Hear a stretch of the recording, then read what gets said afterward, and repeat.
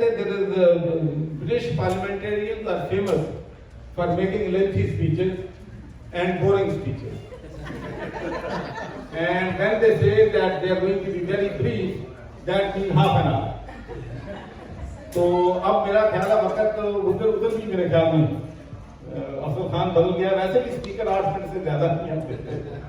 तो thank you. Parliament में जो 1 मिनट देते हैं, आप सब भाइयों का बहुत बहुत शुक्रिया। माशाल्लाह आपने मेरी बातें जो हैं वो सुनी हैं। I wish you all the best. आपका प्यार, आपकी मोहब्बत और ये चीज़ जो है हमेशा मुझे एनर्जी जो है देती है। तो आज भी मेरे 3-4 फंक्शन हैं।